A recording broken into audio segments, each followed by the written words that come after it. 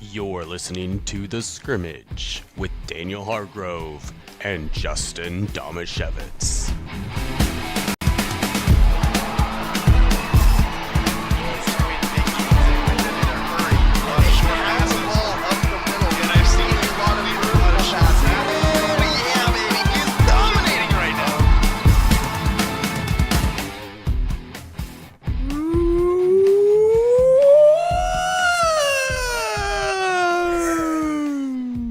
Siren?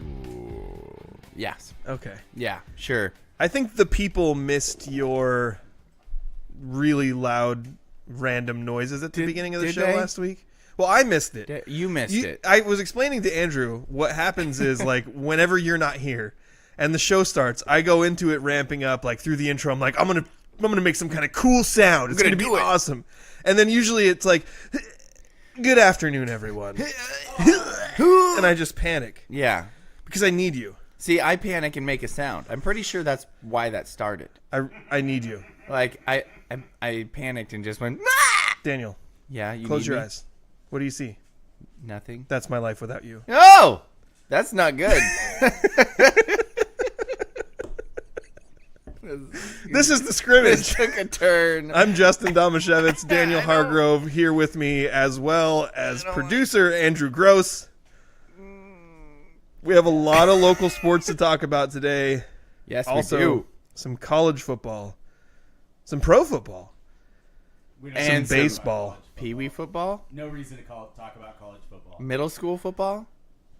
Yeah, sure. Yeah, we have some middle school football, actually. Yeah, we we do. We have also some middle school cross country. Oh. Is going to make an appearance in the show today. That's new. Yeah. I ran middle school cross country. Not well. That was the worst. I'm showing great restraint right now. I was ready to play the Glory Days drop. I was waiting for it. But I didn't have it. There was no glory about those days. Well, let's kick it off. Let's get it going with the 2-minute drill. Let's go, huddle up. Gotta hurry. Hey, 2-minute situation, 44 seconds, hand the ball to ref. Gonna do it right. 3 jet Buckeye on 1, 3. The 2-minute drill starts now. Hey, remember when Seahawks, won games like that? The Washington Huskies moved up from number 7 to number 5 in the AP poll this week after clipping Oregon 36-33. Clipping, good job. Daniel, did Washington's win over 8th-ranked Oregon convince you that they are a national title contender? Well, yeah, because, the Pac-12's the best conference, and they took down the other best team in the conference, but they should not have won that game. They got lucky with that win. Are you kidding me? They're up late in the game. Oregon's like, no, we'll go for it on 4th down from our own 45. Analytics, man. Jeez. I mean, would somebody please tell coaches that they have to, use some common sense along with the analytics? And then they missed a field goal at the end that would have sent it to OT. I don't know. Was it a gift? No. But UW definitely got some luck with that. For me, because of you, I do word association analytics and pants on head crazy. Pants on head. Yeah. The ALCS begins today with the Houston Astros and the Texas Rangers. Just a second. Okay. Justin, who do you root for in this matchup of Mariners division rivals? Well, I'm an Orioles fan now, so this question's a little different for me. I've officially transferred my fanhood, but I will say the Orioles did not last long. No, they didn't either. But it changes kind of my feel on this. Like I don't have quite as much investment in it, but the nation hates the Astros. Like they're still the villain in the story. So even though Texas is very repulsive as well, they actually did the thing where you go build a team, and then when you're ready to do it, you spend a buttload of money, like all the money you have in your butt, you spend it. And they did that, and they got a really good offensive lineup, and they're going to hopefully take down the mighty Houston Astros. So yeah, of course I'm rooting for the Rangers, because the Astros are evil. Daniel, your Oregon State Beavers moved up 3 spots from 12 in the AP rankings this week. spots to 12. I'm sorry, in the AP rankings this week after a 36-24 win over UCLA. What is the ceiling for this Beavers team? Oh, the ceiling. So if they run the table the rest of the way, if they run the table the rest of the way, the ceiling is number 4 in the college football playoff. And beating Georgia in the opening round. Yes, I'm going to say. But yeah, if they run the table and then win the Pac-12 championship, how do you not put them in? I would. Seahawks question. Oh, sorry. I thought you guys were running on because I hadn't run the buzzer and I No, sorry. This really is problematic. Justin, the way we Seahawks question. The way we do this to Andrew on a regular basis. Where number one, when we said Seahawks question, that's because that's literally what it says. I did not write a Seahawks question. And also, we do this thing sometimes in the 2-minute drill where Andrew has a really hard time telling when it's over because we just keep talking. Yes. So I'm going to say that's not Andrew's fault. The best questions are the ones that I can just interrupt your answer. Yeah. Yeah. But also, you tried to say things half the time through that segment, and your mic wasn't on. So it's on. It's just really bad. Gotcha. So we need a new microphone. We should get a new microphone for Andrew. You know what? We can do that. We can? Yeah. Cool. We can do that. Hey, Seahawks question. Yeah. The Seattle Seahawks couldn't do poop squat on offense today, and anytime they needed a big play, their offensive line let them down. Is that a major concern for the rest of the season for the Seahawks? Well, considering they're right... Okay, so I experienced that end of the game watching it with my son who plays tackle. Right. He was screaming at the right tackle for the Seahawks because on that final play, the Bengals ran a stunt, and the guard did what he was supposed to do and found the right guy to block, and the tackle stood there with his hands up like, what do I do? What do I do? And then the guys just ran by, and Gino had no shot. So, yes. It's a problem. And it's so funny that we're thinking that it's come to that because, Abraham Lucas and is it Charles Cross? Yep.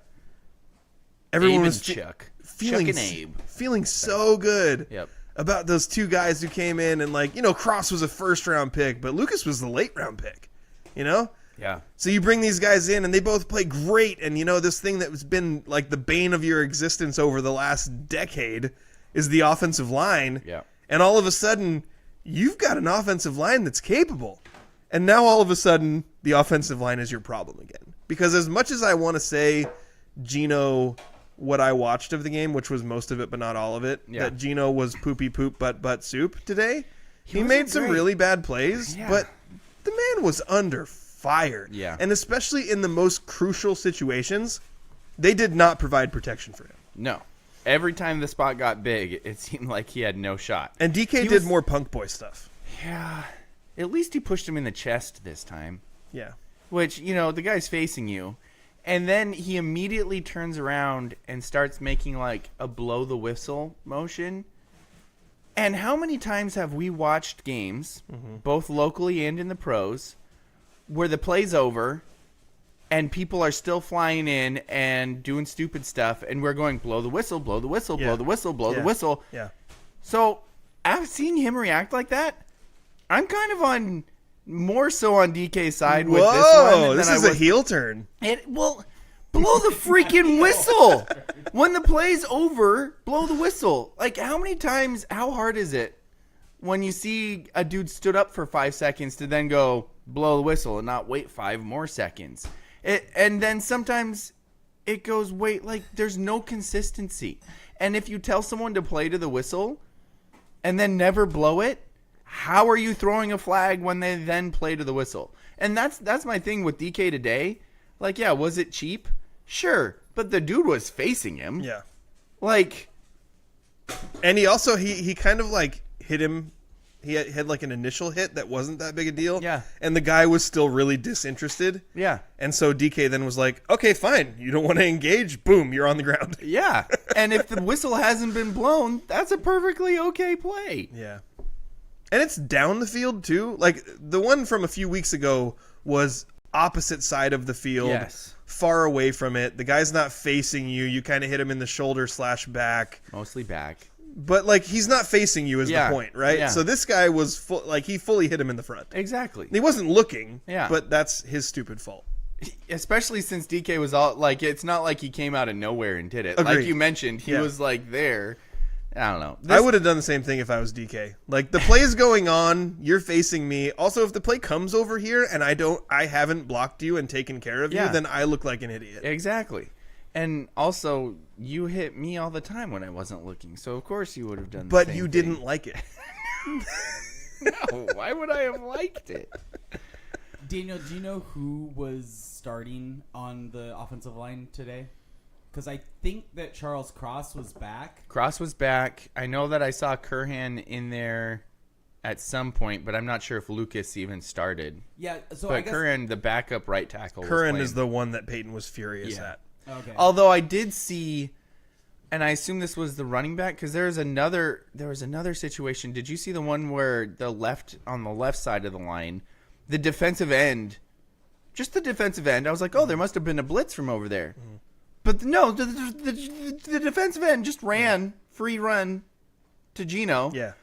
And both the running back and Charles Cross like went and blocked somebody else. And I'm like, one of you guys was supposed to do something. I'm not sure which one, but you don't just let a giant human run untouched to the quarterback. Based on what I watched in the second half today, I would say that was the Seahawks' game plan. Like, blitzers or even just defensive ends come free off the line and hit Gino. Right. But nobody told Gino that was the game plan. Yeah. He was throwing off his back foot constantly. Even sometimes when he didn't need to. Yeah. And that's the other thing, like when you have a quarterback under pressure there, that even when he doesn't need to throw off his back foot, he starts backpedaling and just hucks the ball. Right. He did that in the end zone on one of those late game drives. Yeah. And the interceptions, those were, especially the one at like the 3. Yeah. Like that just looked like he had made up his mind. He was going to throw it there, and that's what he did no matter what. Because there was double That's the covered. one I didn't see because the other one, it looked like DK ran the wrong route. Yeah, DK was supposed to cut in, and he stayed outside. I'm not taking away responsibility because theoretically, it's the quarterback's responsibility to communicate that. But whatever happened there wasn't a receiver where he threw the ball to. Right. And then that was the one where the corner made that sick diving catch, right? I think it's also a chemistry thing. Like, it might not have been maybe it was an option route, but it might not have been the exact play. But it might have been one where Gino looked down the field and was like, all right, this is the way the coverage shook out. DK should be moving here. Yeah. And then he didn't do it. And, like, there's a lot of reasons why that could happen. Yeah. And you're right on that one. That defensive player made a great play on the ball. Yeah. It was like a Bodie Polar level play on the ball. Wow. Was Bodie making some diving catches? Bodie made a play charging. This was 2 weeks ago, and you weren't here last week, so we didn't get to talk about it. Okay. But last week, Bodie made a play charging on an interception where he came out of absolutely nowhere and pinned an interception against his chest on a hard thrown ball charging towards the line of scrimmage. Nice. He also made one diving full extension away from the line of scrimmage on a lob ball. Both of those tough in very different ways. They contrast each other, but it shows Bodie Polar's variety of skills for Montesano. Do you want to talk more about Montesano football? He's pretty good. I feel like we're going to at some point. First, I wanted to know your thoughts. Did you get to watch any of the UW Oregon game? Because I really didn't watch much. I just hate both of those schools, so I found a way to be able to jump on poke the people who are trying to say they're awesome right now.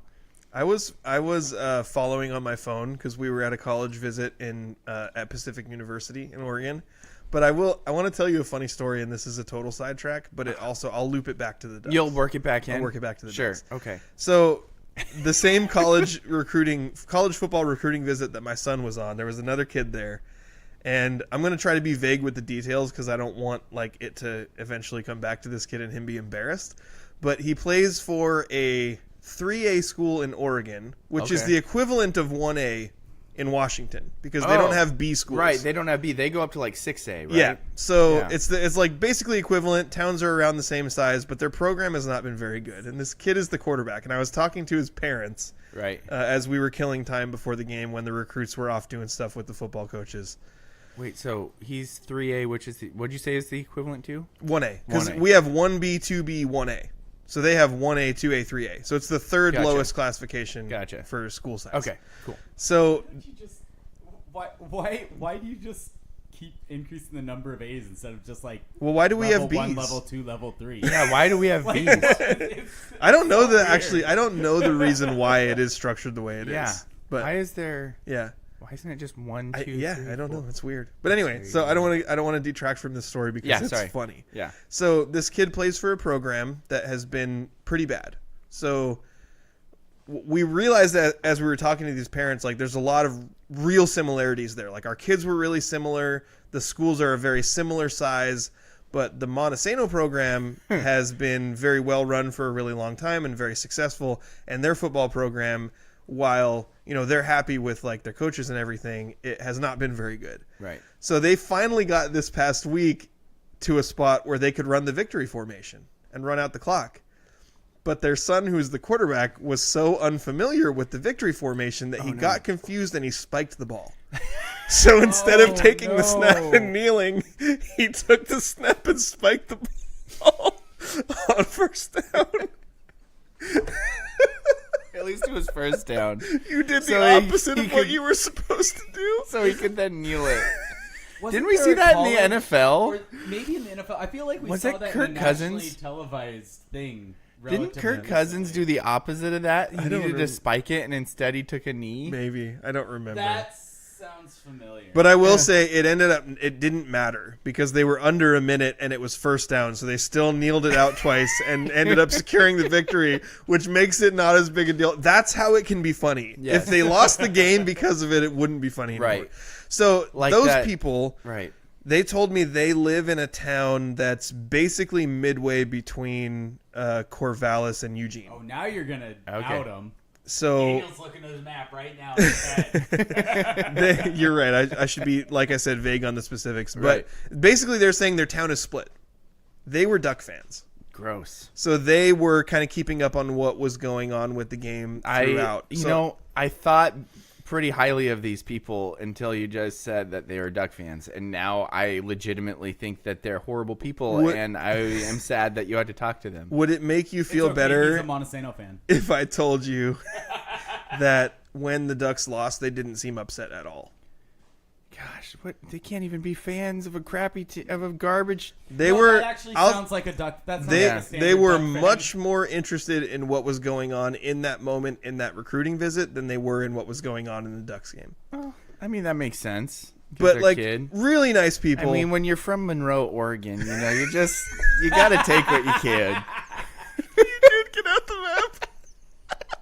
I don't think that's where they were from, though. There's some options in there. Yeah, there is some options. I just threw that one out, because it'd be funny even just with how you reacted to it. But like I said, if that was right, that would have been just great. Really nice people, but everyone has flaws, and they were Duck fans. So circling back to the Ducks. There's a lot of towns that could be in that. I mean, Alpine, Greenberry. Eugene, Oregon. Greenberry sounds like it's from the Andy Griffith Show. I want to move to Greenberry. Sorry. Anyway, I've sidetracked us more. So, how did that tie into Ducks? They were Ducks fans. Gotcha. And that was how you asked me if I was watching the Ducks game. Right. I was looking at it on my phone because I was sitting near these people, and I really wanted to experience, because like as I explained to them, I'm not a hater. Wait a second. Even though it was number 8 versus number 9, or was it 7 and 8? What were they ranked? And they lost that game, and they weren't that upset? No. Man. But as I was, Daniel, I also said, Daniel, I will give you the qualifier that they were nice people. So they couldn't be that invested in Ducks culture, or else, there's a turn that you make there. Gotcha. So that makes sense. As I was like on my phone, kind of keeping track play by play, not watching, but looking at the ESPN Gamecast. Right. so I could see when the game ended what their reaction was. So that was a really long way of answering your question, which was, did you watch the Huskies Oregon game? And the answer is no. That was the best answer to did you watch this game? Oh, man. I didn't watch the game, but I was paying a decent amount of attention to social media when it was over. And as far as I can tell from people's reaction, in a neutral site, Oregon wins that game. Well, if they don't make dumb decisions, they win that game. Right. But even making the dumb decisions, it sounded... I mean, Husky Stadium is legitimately a hard place to play. That's true. So the next college football question, you ask, what's the ceiling of Oregon State? I said if they win every game, that's their ceiling, right? But I think what you were asking, do I think that it's possible they win every game? Yes. Yes, I do. So yes, I think that's their ceiling. They play Arizona, and you faked me out there, like I thought you were going to say no, and then you said yes. They play Arizona, Colorado, Stanford, and then they play Washington and Oregon to end the season. They're going to play both Washington and Oregon. So if they win out, they will be. I mean, I can't even say that. Theoretically, Oregon and Washington could still collapse and not be ranked high at that late in the season, but that won't happen. Well, every other Pac-12 team has collapsed. That's so. true. Yeah. I was to be honest, I was a little surprised that Oregon State rose in the rankings as much as they did with that win over UCLA, because what also happened this weekend was the team that Oregon State lost to this year decided to absolutely poop the bed and get destroyed by an unranked Arizona team. Look, Wazoo! Look, we already won the conference championship, and we're just phoning it in the rest of the season, apparently. Jeez. Way to help out the Pac-2 conference championship. Yeah. Golly. Anyway. What happened to Cam Ward, man? Seriously. That guy was one of the best quarterbacks in the entire nation through 4 weeks, and then he's just fallen apart. Yeah. The week before, my dad's like, is he sick? Yeah. What happened? Yeah. I don't know. And then, do we need to talk baseball? I'm still a little too depressed to talk baseball. No, let's skip it. Good. Go Diamondbacks. I kind of like I like the Diamondbacks in theory, and then I'm like, wait a second. These jackwagons couldn't win one game for us against Houston in the last series of the season? No, screw you, Diamondbacks. You don't get to go on this giant run after absolutely choking for us at the end of the year. No, you're the reason we're not in the playoffs, you butts. Who are they playing, the Phillies? The Phillies. Go Phillies. That is a chaos team of a bunch of just jabrones that seems like a bonkers team to play for. I'm not rooting for any Philly team. Francis is a big Phillies fan. That actually makes a lot of sense. Yeah, I think because Francis is a bad person. And I like Phillies Bryce fans Harper. are bad people. I like Bryce Harper. Yeah, I'd root for the It's Phillies. not anything about any of the players or the teams. It's literally Philadelphia fans that I refuse to root for good things to happen to them. That checks out. That's understandable. Yeah, same way I feel about Boston thrown fans. A few batteries here or there.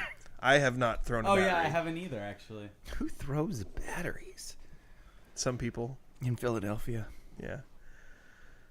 I think it's hard. I'm having a difficult time feeling any kind of investment in what's happening in baseball now. I didn't even know for sure if the Phillies closed out that series against the Braves. The biggest investment that I have in baseball right now is the absolute bizarre reaction to the Arcia comments getting out of the locker room. The getting out verbiage.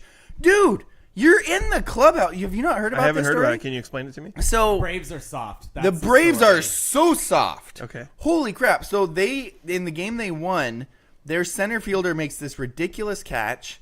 Bryce Harper was also dumb and had rounded second and got doubled off trying to get back to first. I did see that. It was a sick play. It was a sick play, but also stop at second. If he doesn't catch it, you'll have plenty of time to score. Or even don't stumble when you turn around. Right. Anyway, after the game, the Braves second baseman, I think it's Arcia. I can't remember specifically. I hadn't heard. Sounds right. I hadn't heard of him before, but after the game, in the clubhouse of a playoff game that is nationally covered, you can imagine how many media members are in the clubhouse, just in there, and he's yelling, "Ha ha! Attaboy Harper!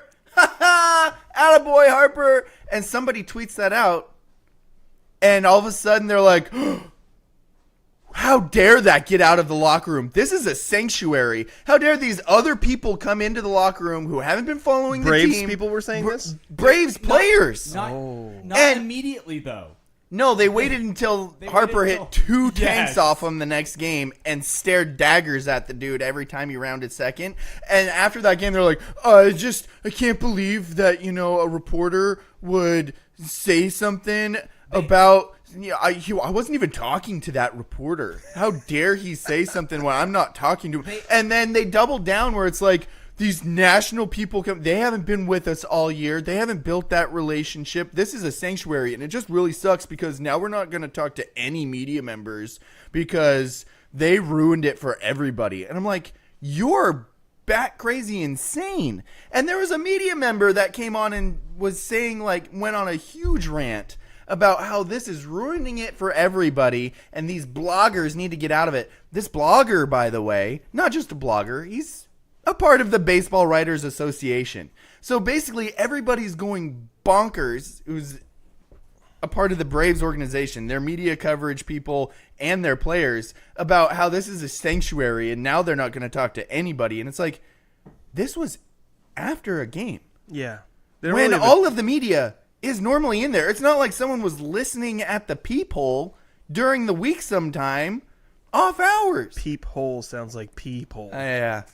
It's mind-numbing, man. And the fact that it's actually been debated instead of everybody literally on the planet going, no, you're an idiot. You yelled that in a room full of press people after a playoff game. Of course that's going to get tweeted out. So, anyway. What day did that happen? Braves are awful. That was after that. It was game Friday? 3. It was game 3 that Harper hit the 2 dingers. I spent 2 days listening to podcasts about how aliens are demons, so I might have missed some of that. Well, like you should check out the John Boy has a recap of Harper hitting the dingers. Yeah, and that bummed me out. I want a poster. I want a full-size poster of Harper staring at the second baseman and drawing his thumb across his throat. Dude, he looked Harper's nuts, terrifying. Man. Yeah, that guy's crazy. Good hair. Very good hair. Yeah. So anyway, I was disappointed I have a with niece that named John Boy Harper. video, though, because then at the end, even John Boy was like, should this be upset? Should it be? And I was like, no, John Boy, don't waffle on this. This is an easy decision. I feel like. But is that I feel like Jimmy's gonna go soft on anybody who's an actual journalist, and there are actual journalists that are yelling and screaming about blah blah. Like the woman who was saying calling out bloggers and stuff. Is wrong, but also a reporter. Yeah. And I don't think Jimmy considers himself a reporter, so he probably is like, I'm just gonna stay out of that. Not a journalist. Which is crazy because Jimmy literally has the exclusive weekly interview with the Yankees manager. Is this Jimmy John Boy? He did this last season. But he's the exclusive. Yeah.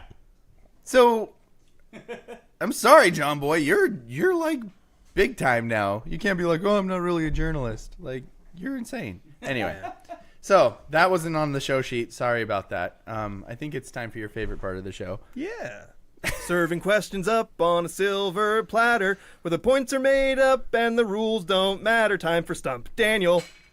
Stump Daniel is brought to you by the law office of Jeffrey A. Domashevitz, no relation. What's the A stand for? And Daniel, we have to turn back the clock a little bit for this Stump Daniel, but only 1 week.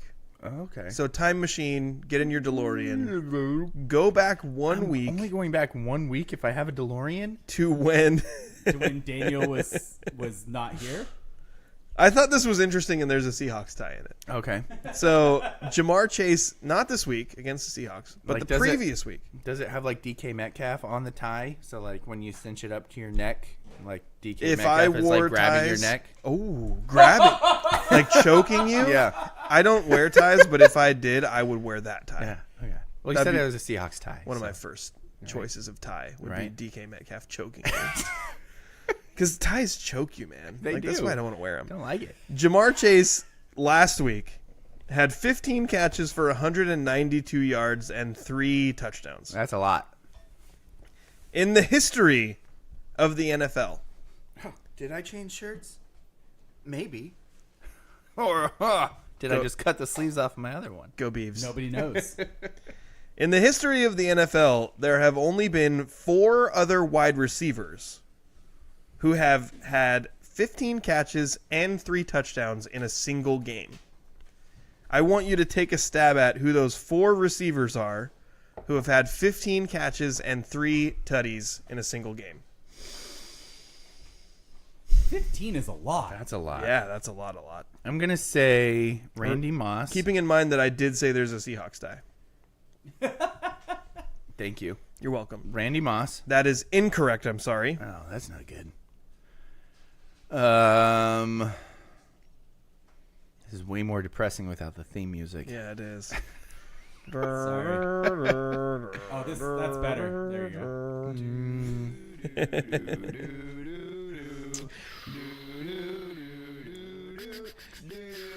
Seahawks tie.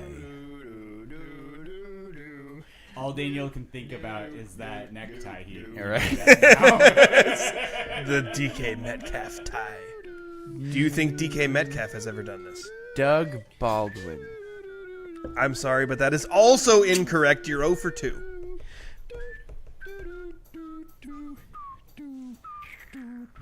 Well, now you said there's a Seahawks tie, so I'm should probably be guessing, receivers that I think actually have done this, but now I'm just thinking of Seahawks receivers. Okay. That's a good place to start. Steve Largent. Steve Largent is correct. Yes! Steve Largent once had 15 catches Steve! for 261 yards and 3 touchdowns in 1987 when nobody did crap like that. That's guy was nuts. really good. Yeah. Steve Largent was really good. There are 3 more players on this list, Was Daniel. he undrafted? Andrew, can you look that up for me? I'll look up Steve Largent. Thank you. So you got 1. Okay. How many? There was 4? 4 total. And I've done 3 guesses. Yeah. Randy Moss wasn't one of them. No. That's a lot of catches. Yeah. I mean, I gotta just, since I don't know, I'm just gonna throw out Jerry Rice. Jerry Rice is going to be in every single one of these. So many receivers did this great thing. You are correct. Yes! Jerry Rice is one of them. He once caught 16 passes for 165 yards and 3 tutties. I don't know what that last thing you said is, but the rest of it Tutties. was impressive. Thank you, Gronk. Did Gronk ever say tutties, or did tutties just get tied to Gronk? I'm not sure. Because he's like a caveman, and that's like caveman I speak. didn't hear. Tutty. Tutties. I score, Tutty. I catch ball, score tutty. You know what still annoys me? Watching some. Or is that it? Or are we? No, you get one more guess. I get another guess. One more guess. Oh. And there's 2 guys that you haven't gotten. One of them you should be really embarrassed about. Really? Yeah. The other one, I remembered it, but I don't know if you would. Oh. Because this guy was on my fantasy team when he did it. I know who I'm hoping it is now. I have no idea if it's even close, but I have someone I'm hoping it is. Michael Thomas. I'm sorry, that's a good guess, but it is incorrect, my friend. I'll tell you who the last 2 are. Andrew, did you want to throw one out there? The one I'm hoping is Ocho Cinco, because that would make Daniel really upset. Oh, that would be a beaver tie, but that's not it. I'm so glad that's not it. Like I said, I don't know if it was Good call. Okay, Call on that one. Hold off on not being so upset that you didn't get it right. The one that I only remember because Was it Brandon Cooks? That would also suck. the one that I only remember because he was on my fantasy team. Okay. Jimmy Smith, playing for the Jaguars. Jacksonville Jaguars. 15 catches for 291 yards and 3 tutties. 291 yards? Yeah. Whew. Was that Brunel throwing? I think it was Brunel. I think it was in the Brunel days. Gotcha. Daniel, the one that you should feel really bad about. Tyler Lockett. Your favorite player, probably in Seahawks history, once caught 15 passes for 200 yards and 3 touchdowns in 2020 when the Seahawks lost to the Cardinals 37-34. I'm ashamed. You should be ashamed. The only thing that would have been worse is if Ken Griffey Jr. had done it. Oh, I am ashamed. I guess Doug Baldwin instead of Tyler Lockett. You did, yeah. Yes, you did. Yeah. I'm a horrible person. You are. You're a really bad person. Congratulations. Well, that will conclude Stump Daniel, which is brought to you by the law office of Jeffrey A. Damashevitz. You tricked me. Did I? Yes, you did. How? You said there was a Seahawks tie, I not did. 2 Seahawks ties. Well, The Seahawks tie is that there's 2 receivers on the Seahawks that did it. What are the chances? That is nuts. yeah, 5 guys in NFL history, and 2 of them are Seahawks. I mean, the Seahawks are well known throughout NFL history for having a high-flying passing attack. Yeah, so true. So true, King. You're right on Largent that. was selected in the 4th round of the 1976 draft by the Oilers. After 4 preseason games, they were going to cut him, but instead traded him to the Seahawks for a 1977 8th-round pick. That was back when there used to be like 25 rounds in the NFL draft. He'd been played 14 years with the Seahawks. Yep. He was pretty good. Pretty Pretty good. good. Pretty good. Pretty good. Yep. He's no Tyler Lockett. Nope. but Pretty good. Yep, pretty good. Francis throwing in Stump Daniel of how many playoff appearances and ruptured testicles suffered by the Mariners. And we talked went about over that. this. Yeah, we talked about that last week. It's 5, or is it 4 or 5? It was 5. The guy. So I figured out yeah. what happened. The guy who I remember what the name was, but the guy who ruptured a testicle on the Manny Ramirez hit ruptured both. It was. Oh, Yeah. that poor dude. Yeah. That's what we had thought. Did one of them rupture too? Both, Yeah, and that's he what it was. did. Yeah. Yikes. That's no bueno. It's a lot of lot of ruptured testicles. testicles, man. It's a lot. I mean, 2 is the maximum amount of ruptured testicles that one person can have. Can you? Unless you can do it more than once. Ow. I meant at a time. Okay, fair. Yeah. Oh. Well, we got a lot of local sports to get to. Yeah, we do. also we officially have 20 Athlete of the Week nominations. That So is awesome. this is going to be a really fun day for Athlete of the Week, trying to figure out who's going to be the award winner. But for now, let's take a quick commercial break. There's no sound. The law office of Jeffrey A. Damashevitz is good. At suing people. Wait. If you need legal help with any of the things that are on your screen, the law office of Jeffrey A. Damashevitz can help you with their 30-plus years of experience at law. Just call him at 360-612-3991. Or DamashevitzLaw.com. That's DAMASIEWICZ law.com. I'm sorry. I have no idea why there's no sound on that. There was no There sound should on be. that. I spilled a drink on the floor. And it was showing. There's catastrophes happening left and right here. I don't think our sponsor is going to be happy with us for that one. I'll talk to him. I mean, there's no relation, but we'll see how that goes. Justin has an in. Does he know what the A stands for? Yeah. It's his How A. come you haven't asked him, Daniel? It's A. Oh, lots of stuff. I'm not going to say good stuff, knowing where my allegiances lie, happened in local sports this week, but we should get things going. I guess we already got it going. Let's start with the football game of the week. PL Willapa Valley forced 6 turnovers in a 14-12 win over 5th-ranked Raymond South Bend on Friday. And Justin, I know that you were at a turf field, but them grass fields were a mess this week, so there's turnovers all over the place. Blake Howard rushed for 74 yards and 2 touchdowns for the Titans, including a late fourth quarter score and the ensuing 2-point conversion for the win, which ended up being the game winner. I added the for the win part and then read the rest of that sentence. Sophomore defensive back Cody Mikan led the defensive effort for PWV with 12 tackles and 2 interceptions, including a game-sealing pick with less than 30 seconds left to play. Raymond South Bend rushed for more than 300 yards in the game, led by Farrell Johnson's 149, and Austin Snodgrass had 82. Snodgrass and Johnston also each scored a touchdown on the ground. The Titans improved to 5-2 on the season with the win, and the Ravens dropped to 4-2. The schedule doesn't get any easier for RSB. Next week, they host the defending state champ, Napavine, at South Bend High School. PWV will travel to Sporks to play the Fartons. Yep. Aberdeen football picked up a crucial league win on Friday in Rochester, 20-8. The Bobcats controlled the game on the ground and won the turnover battle 4-2 against the Warriors' ball control offense. Aiden Watkins carried the ball 23 times for 178 yards and 3 tutties for Aberdeen, Athlete of the Week.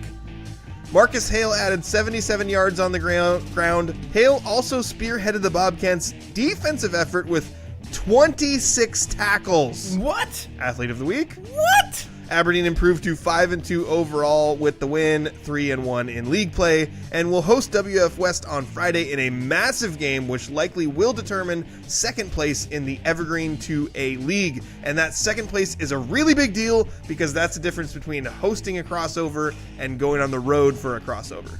Third-ranked Montesano played some football. You want to read the rest of it, or? I don't see anything else on it.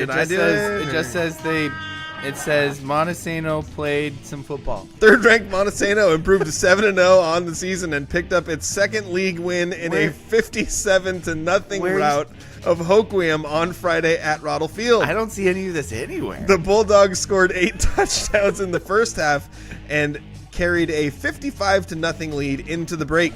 That doesn't sound like real life. Monty's offense tallied 410 yards in the contest, while its defense held the Grizzlies to 11 yards, including negative 42 on the ground. I think there's a typo there. Felix Romero led the Bulldogs with 95 yards rushing and a touchdown. Gabe Bodwell added 90 yards and 2 touchdowns. Bodie Polar rushed for 90 yards and 2 touchdowns and also caught 3 passes for 38 yards and a score.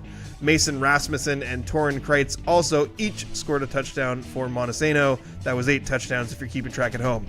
Montesano will be back in action on Friday at Tenino, and Hoquiam will host winless Centralia in a non-league contest. Wow, it's so weird that none of that was written there. Weird. Presented it so well. Elma's football team was hindered by the wet weather and sloppy conditions in a 14-6 loss to Tenino on Friday. Elma senior Jackson Schneider rushed for a touchdown in the first quarter to tie the game at 6, where it remained until Tenino scored in the third frame. Carter Studer passed for 200 yards for the Eagles, completing at least one pass to 8 different targets. Sadly, Ethan Camus went out with an injury. That bummed me out. Schneider led Elma receivers with 3 catches for 83 yards. Elma, which is now 4-3 on the season, 1-1 in league play, will face another tough test Thursday in Eatonville. Aberdeen's girls soccer team improved to 5-3 in league play with a 3-0 win over Black Hills on Thursday in Tumwater. Zoe Tro scored the Bobcats' first 2 goals in the 30th and 51st minute, and Arani Torres capped scoring in the 59th minute. Esmeralda Vega and Annie Tro each recorded an assist. Bobcat keeper Jalen Fimisone earned a clean sheet, and Aberdeen coach Larry Fleming acknowledged the defensive play of midfielder Scotland Lecomte. Thank you to the Daily World for getting that interview and providing us with that information. Aberdeen sits at 3rd place in a tightly contested Evergreen 2A League, just a half game out of 2nd place and a half game up on 4th place. The Bobcats will host Rochester on Tuesday for a shot at another league win. Montesano's soccer team remained undefeated in league play with a 3-0 win over Teshlimo on Thursday. May Sanchez, Adapats, and Bethany Henderson each found the net for the Bulldogs, all in the second half. Monty will look to improve its league record at Schmatenville on Tuesday, then host rival Elma on Thursday. Macy Sanchez, by the way, I believe Mateo Sanchez's little sister. Not positive about that, but also I believe the same cheerleader who's doing back handsprings across the track at Montesano football games. You should probably confirm these things. I should confirm these things. Mateo Sanchez, by the way. Renaissance man. Yeah. Hoquiam topped Elma in a closely contested volleyball match on Thursday in Elma. The Eagles won 2 of the first 3 games, but the Grizzlies claimed the final 2 games for the win. Hayden Brooke Andrew led Hoquiam with 12 kills and 6 blocks. Lexi LaBounty added 12 digs, and Caitlin Broadhead dished out 25 assists for the Grizzlies. Hayden Bogar's double-double spearheaded the Eagles' effort with 12 kills and 12... There you go. I'm going to start that sentence okay. over. Hayden Bogar's double-double spearheaded the Eagles' effort with 12 kills and 10 digs. There it is. Allison Warren added 21 digs for Elma. Kills and digs, for some reason, gave me trouble. I don't know why. No, it's just the whole process of a murder. Volleyball is very concerning to me. Bad job by me. Montesano Volleyball remained undefeated atop the Evergreen 1A League with a 3-1 victory at Tenino on Thursday. Liv Robinson recorded 26 digs for the Bulldogs, while Bentley Warney and Carissa Otterstetter added 23 and 19 respectively. Otterstetter led Monty with 18 assists, and Kylie Wisdom led with 13 kills. That will conclude the local sports roundup. And I'm going to get into... Brought to you by Roundup. No, I'm just kidding. Yeah. We don't like Roundup. Yeah. I was going to say, we wouldn't accept a sponsorship from Monsanto anyway. Boo, Roundup. Let's take them down. Round them down. I do have a goals update. I want to give you some stuff here. So the B09 Premier team, which is the team that we've been following the most. Speaking of random ways to list divisions and things with like 1A, 2A, what the heck does B09 mean? Yo mama. Oh, okay. They have a bye week. No. But we got a bunch of other goals updates. They have the B14 team got an away win. Pretty sure that's a bomber. Okay. 5-2. So they got a 5-2 win. Eleazar had 2 goals and 2 assists, as well as Tiago with 2 goals and 2 assists. Doesn't it stand for like their birth year? Am I just now putting that together? Because isn't that other team a bunch of like U15 kids, and it's they were born in 09? That sounds right. Oh, okay, that makes sense. That makes more sense than the A, single A, B, double B. Yeah. So player of the game. Sorry, that's okay. Processing no, you're good. out That's loud great. here. I'm glad that you processed out loud because I learned something. Probably that could unless be you're wrong. Hopefully, Coach Daniel's on the line. He can hit us up there. I think that they have a lot of goals action that might be happening today. So I don't know if we'll get coaches on the live stream, but I will say they had 2 different players with 2 goals and 2 assists in the game. Nice. And one of them was the player of the game, Eleazar Cruz Ruiz, who contributed to 4 out of the 5 goals with 2 goals and 2 assists. The B13 team won 5-2 versus Seattle Celtic. Levi had another hat trick. He's had multiple hat tricks. I know Levi Gonzalez is a name that we have brought up multiple times on this program. The B11 team played to a 1-1 tie versus Valor FC.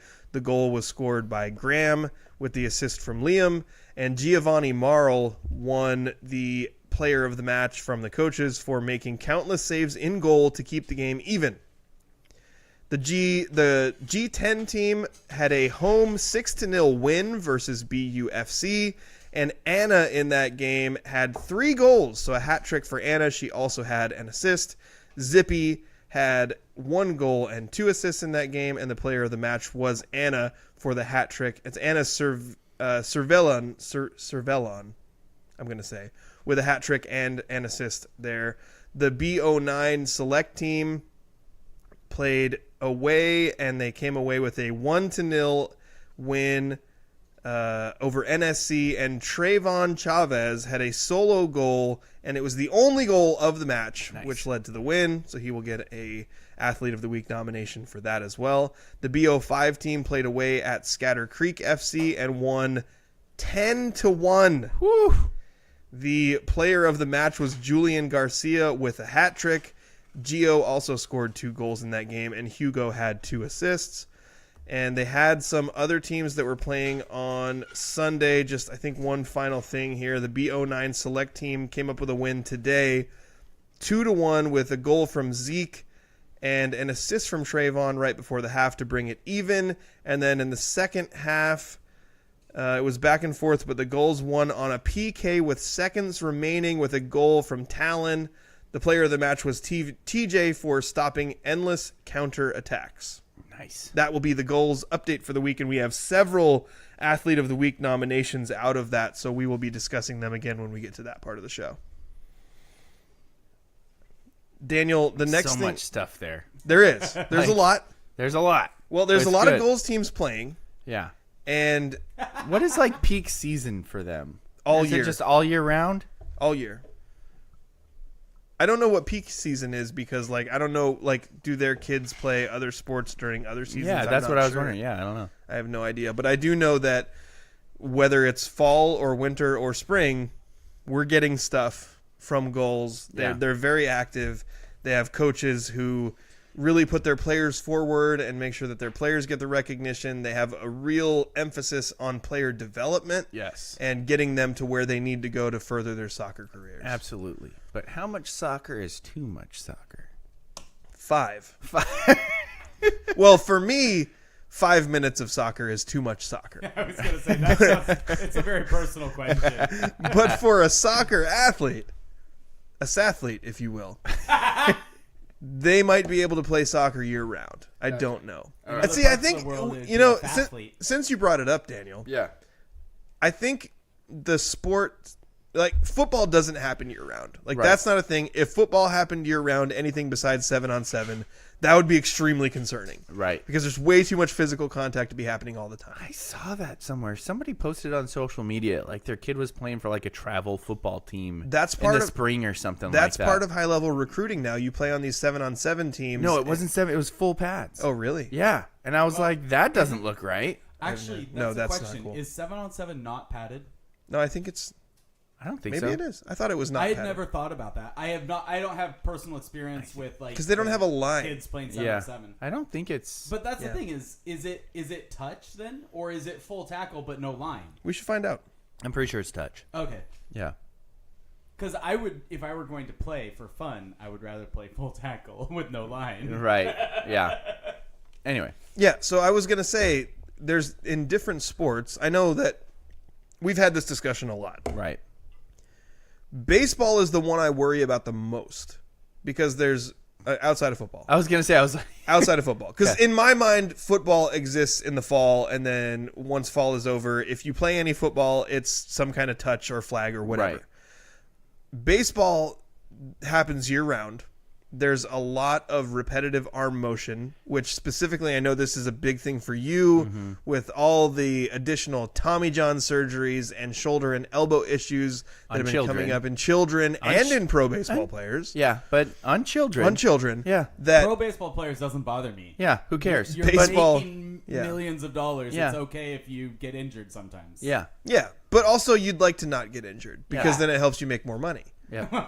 So... And I think that like where we're trying to draw the line in all these different things, that you know, basketball I also worry about a lot because basketball you play on a hard surface. Yep. There's a lot of quick cuts. It's really hard on your joints. You're landing from very high up. Exactly. So if you're playing basketball literally year round, that's very difficult on your body. Yeah. I don't know where to land on soccer because to be honest, I haven't played it since I was 6 years old. Right. So I don't know like what would be the downsides to playing soccer year round or how you do it. I would assume that there would be more downsides playing on turf than natural grass. That's true. You would think that, but also like I know when we talk about at the professional level, like the NFLPA always wants games to happen on grass. Right. They don't want turf games because turf doesn't have as much give, and it leads to a lot of those other injuries. When you're talking about like youth and high school sports, you don't have the resources to roll out fresh sod every game. Right. So when you play on a grass field, it ends up looking like what Elma's field looked like, or what Olympic Stadium looks like, or what Rottle Field used to look like in Monty before they put the turf in. Right. And that's probably more dangerous in the long run because it's way more slippery and muddy, and you got all kinds of falls that wouldn't be happening if you were able to plant and go. That's a really interesting question. I hadn't thought about that, but you're right. A top level perfect shape grass field is going to be preferable. Absolutely. But if for a given amount of money, it might be a lot cheaper, or it might be a lot easier to keep a synthetic field in good shape than it is to keep a grass field in shape that's better than a synthetic field. Yeah, because I've even played on like old field turf fields, basically turn into like AstroTurf. That is true. Yeah. Where it's just like if they're not maintained. Yeah, it's just cement. Yeah. Is what you're playing on. I once played a Pop Warner game at Aloha Stadium when it was just AstroTurf, and it literally is like cement when you fall on it. Yeah, that's that's how they ever thought that was okay. Yeah, it's to play really football bad. on. It's really bad. My one thought though is on this like the super muddy fields that you were just mentioning. Do you see many catastrophic injuries, or do you just see people slipping and falling? Like, I'm not sure if I.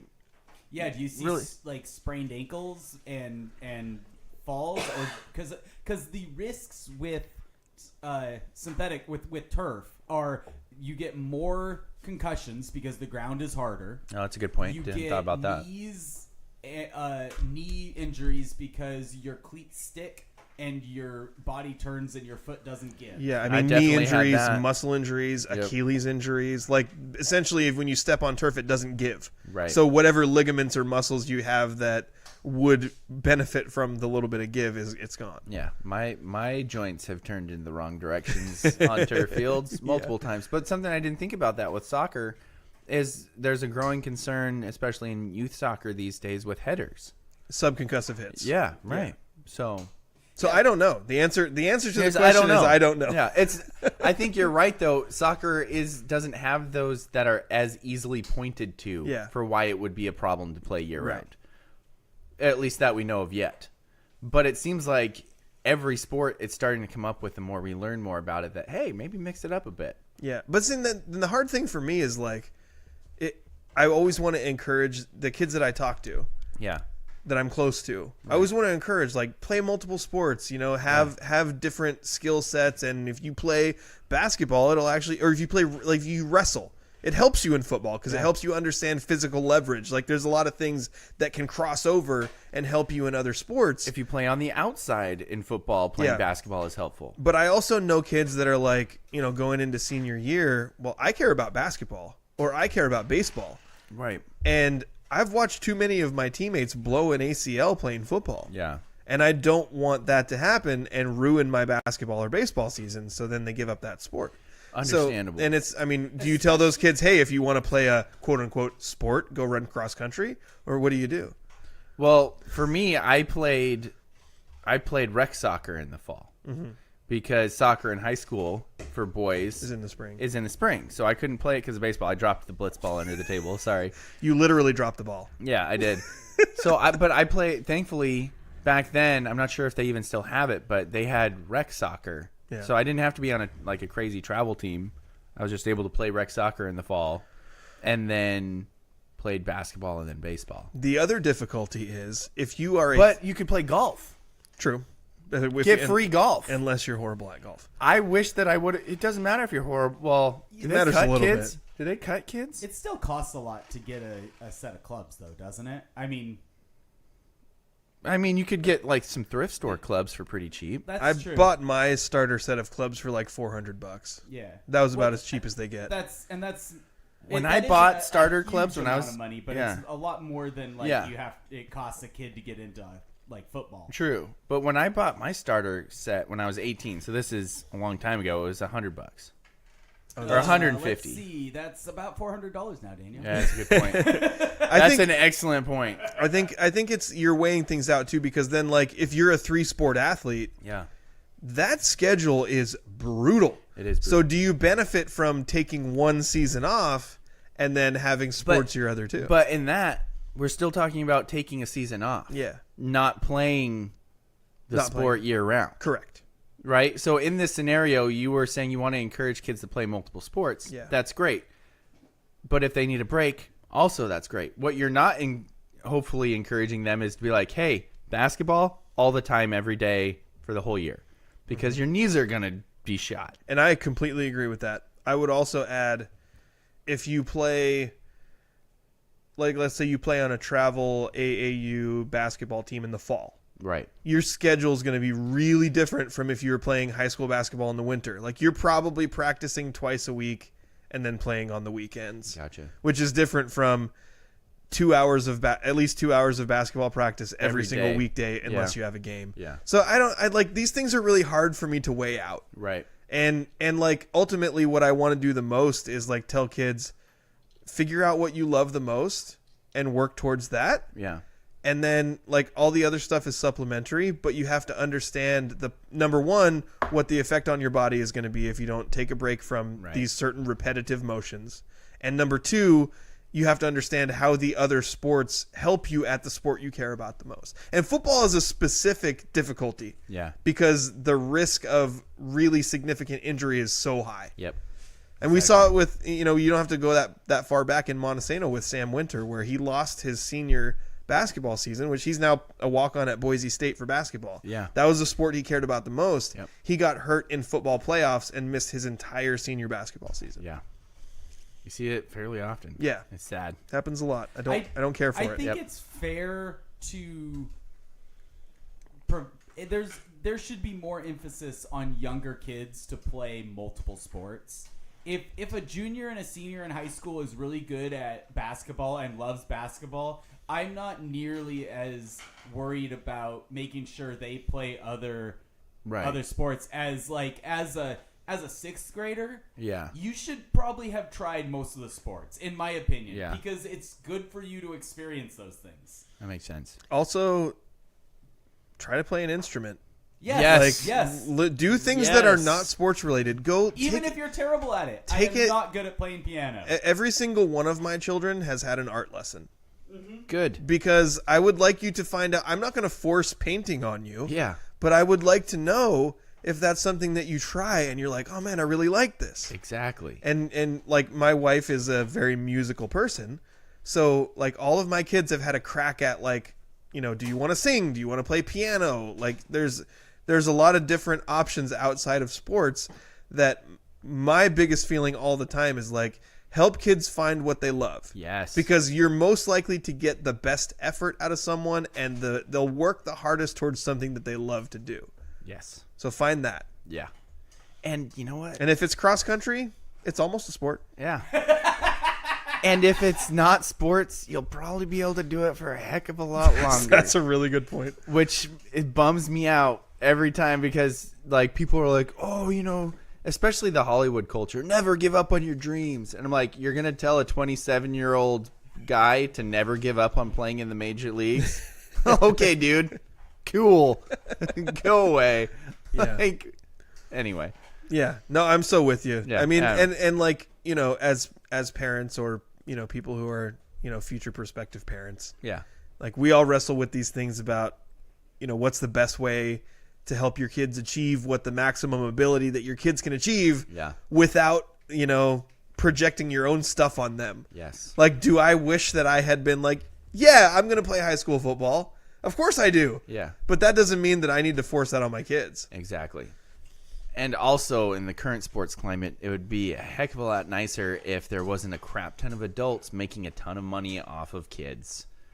That's a good point, too. Because that's what's going on now, and that's why all of the major travel baseball things are like giant corporations, and it costs like $10,000 a year to play. Because then, unless you're at the top level of the top, kids. Yeah, because then you're the offering scholarships. If you have like one of those massive travel baseball programs, then the kids at the bottom who pay to play are supplementing the kids at the top who you've recruited to play for your program who play for free. It's even worse. It's so we don't like we're small enough in our area that we don't have that. Yeah, but like. I've definitely heard stories about these huge teams in like Florida and California where you have a program that has like 8 tiers. Yeah. And the kids at the top tier, those are the kids that you went out and you recruited and you're doing whatever you can to get them. Yeah. They don't pay anything. No, of course not, because they won't have to pay for anything their whole life. Exactly. Why start now? The kids who are at the lower tier, their parents pay thousands of dollars for them to be a part of this same program so they can say, hey, my kid is part of this program. Yeah.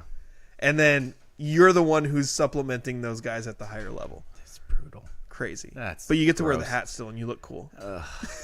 That's makes me upset. This was a big sidetrack. Yeah, sorry. I actually Tenino at Elma. These are the conversations that I really like to have. Me too. But I also really want you to tell me about the Tenino Elma game. Gosh, what a slog fest. You mentioned the field. The field, since it has been such nice weather leading up to this, the field wasn't bad. That's great. But the downpour absolutely took everybody out of their normal game. Yeah, I was in it too. It was bad. Yeah. Like Studer trying to throw a pass, he's usually a very accurate passer. Yeah. He was struggling to get balls on target, and he wasn't way off. Yeah. But when you're all of a sudden, instead of hitting somebody in the chest, they have to extend for it, well, it's also kind of hard to catch a wet football when you're extending for it. So... Well, and they weren't able to get anything going in the run game. Yeah. But he did pass for 200 yards. He did. I was because told they didn't stop. That they may have dropped 3 potential touchdown passes. There was one that I can say Jackson Snyder had a heck of a game, but there's one that he is kicking himself for. It landed in his lap. You couldn't have handed it to him any better. But a cold, wet ball is hard to catch. Exactly. Does high school play with there was a lot of drops. Does high school play with a leather ball still? I think so. Yeah, I think so. So that ball gets heavy too. Yes. Like even when good point. they're trying to keep it dry, but it isn't just that it gets slick. It's like a rock. Gets heavier. Yeah. Ugh. Like a wet rock. Yeah. It's bad. But there's so many fumbles and stuff too. This was a game where any other night, I think Elma wins this game. And even in the rain, like fluky stuff happened. I don't know. It's just a fluky, weird game, man. There's so many turnovers.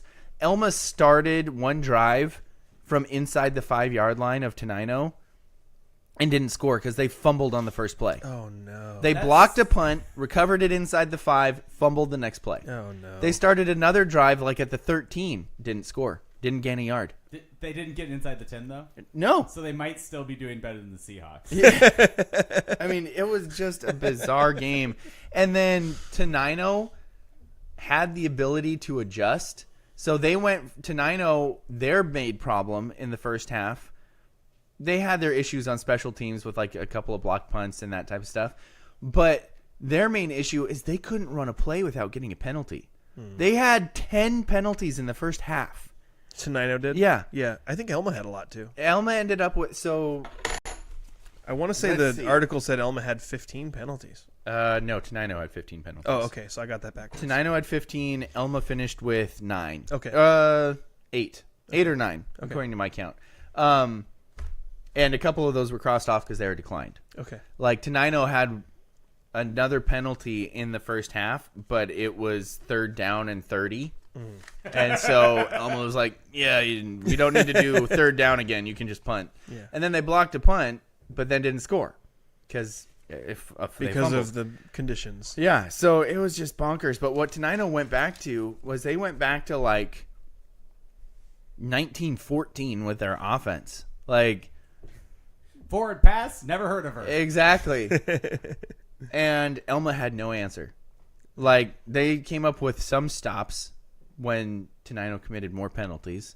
But the main difference was Tenino was like, we can't run to the outside without holding, apparently. So we're just going to pack it into this box. We're just going to run forward. Give our guys no chance to hold. Sounds like last year's Tenino. Yeah, except for when they would run the fake And the quarterback, who was a really good runner, Strawn, what was his name? Cody Strawn, super great runner, very fast. He would every now and then do the naked boot, holding. Almost every time. Every time they ran to the outside, there was a hold or a block in the back or something. It was bizarre. Cody Strawn probably had 150 rushing yards taken away by penalties on the night. Just yards taken away, because I think he ended up with 100 yards rushing. Yeah. He probably had another 150 that were just taken off by penalties. Did you feel like they were legit, or did you feel like maybe the refs were being too critical in conditions that were sloppy? I think they were probably being too critical. But it was probably a combination. Yeah. Okay. So I don't know. You don't get 15 penalties with them all being bad calls. Isn't holding really difficult? That's a tough one, though. Because most of the time you're following the ball. So, like, every once in a while you might see a blatant holding call. But most of the time you have no idea whether it actually happened or not. Yeah, that's a good call. Yeah, I have no idea. So that's how that went. And then Elma just could never capitalize in the second half. And Tenino just grinded out the time. Playing that style of football. It was interesting. You thought it was going to get really exciting, and then it just kind of petered out. So it was kind of a bummer. So this leads to... And Tenino's stud running back got hurt. Okay. That's what slowed them down after they switched to that, because when he was running it was like 8 yards a pop, 7 yards a pop. Right. And then the Ethan Camus injury obviously also affected Elmo. How early did that happen?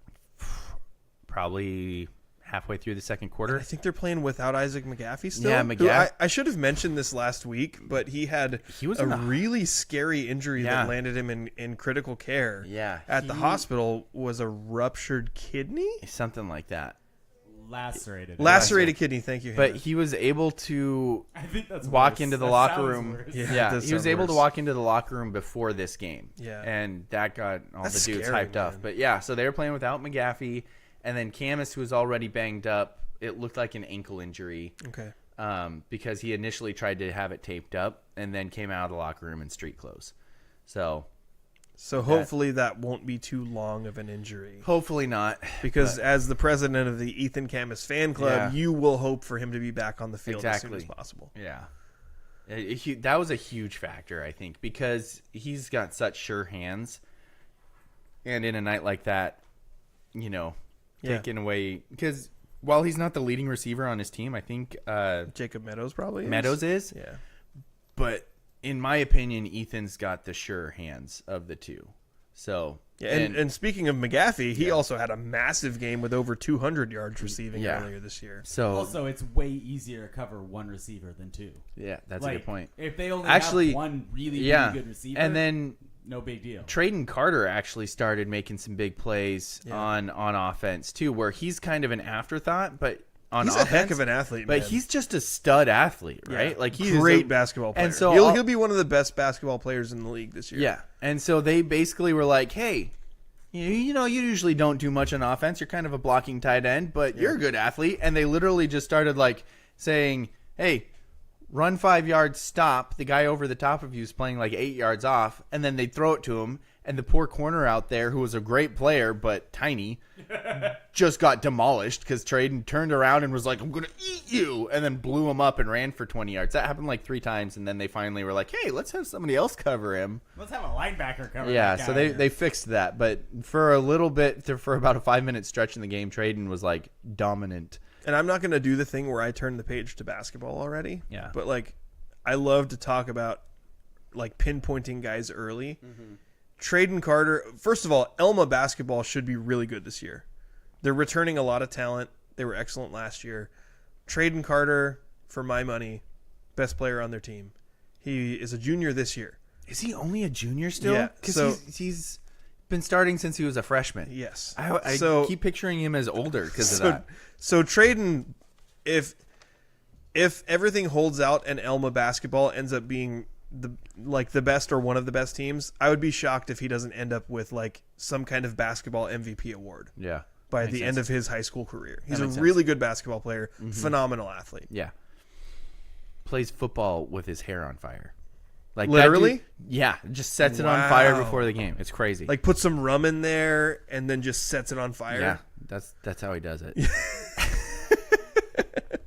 Well, I think it's going to be really interesting to see how things shake out in the Evergreen 1A Football League because there's a lot of uncertainty between Eatonville, Tenino, and Elma. Yeah. And we're going to learn a lot. Eatonville has already beaten Tenino. But Tenino has gotten a little bit better each of the last 2 weeks. They have. They were playing without some dudes, too. Apparently, there was some disciplinary action taken right before the game, and some kids got sent home. So. Interesting. Okay. So Eatonville is playing a home game against Elma this week. Yeah. So that's going to tell us a lot about how this league's going to shake out. I would guess if I had to throw a guess out there right now, I think Eatonville's the second best team in the league. So, but there's a lot of things that could happen that could change. Yeah. Like I said, Elma, if you play Elma and it's not on a wet night. Yep. If you play Tenino, but like I said, they've been getting a little bit better each week with the new coaching staff. Yeah. Ian was trying to make all the different playoff implication comments during the game. And I kept wincing every time he was like, and this is an important game if they want to get into the playoffs. And I was like, pump the brakes, buddy. We know which team is not making the playoffs from this league. As much as it pains me to say, there are 4 teams playing for 4 spots, and they're all just playing for standings. Well, it depends on how you look at it, because if we go by what Coach Bridge said when he was with us a couple weeks ago, a crossover is a play-in. Right. So that's a postseason game. Right. But it's a play-in. Right. And you know what I was saying, though. I do know what you're saying. There's 4 teams from the 5-team league that are going to the district crossover. I was trying to avoid that. Stop it. Isn't sort of the whole playoff system a play-in until the last game when you decide the champion? Stop it, Andrew. You're doing the thing. You're doing your thing. We don't have any room for that. I think I would say a crossover is postseason. State is playoffs. So the reason why it's important for playoffs is because if you look at the Trico League, and I don't know how many people have looked at the Trico League. Sorry. The Trico League has 2 dropping stuff all over clear best teams. La Center, Seton Catholic. Castle Rock is behind, and they're not terrible. Right. So, but they're bad. They're just not terrible? Well, Montesano beat them 35-7. Okay. And that's one of the closest games that Monty has had this year. I'm just saying. Yeah. Like, I watched Castle Rock, and I came away from that thinking this team... Yes, it was the wordage of what I was bickering over, because he kept saying it's important to get into the play. Yes, it's very important to try and be one of the top 2 teams. 2 teams. Probably the top 3. 2 is important. 2 is important. 3 is... 3, I'm still... 3 gives you a shot. I'm still banking on... I don't know. Maybe our league's more down than I think it is this year, but you don't want to be the 4th team. You're trying to be one of the top 2. Well, the center just... I was just splitting hairs because he kept saying it like one of the teams, Tenino or Elma, wasn't even going to make it into the playoffs, and I was like, that's not accurate. That's true. Yeah. For perspective, La Center, Seton Catholic were both ranked in the top 10. They played each other this week, and it was a 2-point game. Yeah, it was really close. It sounded La like Center won. A messy game. And La Center came back from 2 scores down in the second half to win. Yep. So La Center is going to end up being the number 1 team out of the Trico, but whoever is the 3 out of the Evergreen is going to have to travel to Seton Catholic to play a really good team led by Jason Gesser's kid. Oh, I forgot about that. He's a sophomore now. Yeah. Yeah. And they're good. They've got good players. So then... The second-ranked team in the Evergreen will have to play Castle Rock, which I don't think is going to be an easy game, but at least you get it at home. Yes. So being the number 2 out of the Evergreen League is a really big deal. Yep. And then, whoever's the number 1 will probably play Kingsway Christian, which is a pretty bad team. Yeah. So, I think that jockeying for position in the Evergreen 1A League is going to be a really big deal. Yeah. All these games are really important. Absolutely. All of these games are really important, but you kind of know what's going to happen at the top and the bottom. You have a good indication of who the best team is, and you have a good indication of who the worst team is. But Justin's the 2, 3, 4... Very generous with both of those comments. Justin's just trying not to jinx Monty. Yeah. What I want to say, and this is the thing I've been saying from the beginning of the season. Montesano going into the last 2 weeks is going to play Tenino, and they're going to play Elma. They've already beaten Hoquiam. They've already beaten Eatonville. Tenino is a team that, Tenino beat Monty last year. Yeah. It's a whole new coaching staff. They had a lot of graduating seniors, including Dylan Spicer, who was the league MVP. Well, and did Hickle graduate? That was 2 years ago. 2 years ago, okay. But Dylan Spicer was their running back last year. He was the league MVP. Right. So like they lost a lot of talent, but they also like the cupboard wasn't bare when the new coaching staff came. They're very young. They're very young. They're very young. They only have like 7 seniors. So I think as I've watched Tenino get a little bit better as the season goes on, starting 0-5, now winning a couple of games, I've started to think, all right, well, that could be a test. And then ending the season against Elma, which in my opinion, I'll be closely watching the weather in that game, because the one thing you know about Elma is they can pass the ball and they can score points if things line up the way that they need them to. And this Monty defense so far through 2 games has not allowed any points. Yep. In league play. Yep. And they haven't allowed more than 1 touchdown in any game. So when I say things like we have a good indication of who's going to be the best team and who's going to be the worst team, I'm saying that only because I don't feel like if the circumstances fall just right, that this is completely set in stone. Do you feel differently? No. Are you ready to talk about the best team and the worst team? Yeah. Because you were at that game. It was a tough game for Hoquiam. Yeah. Yeah. It was 55-0 Monty at half.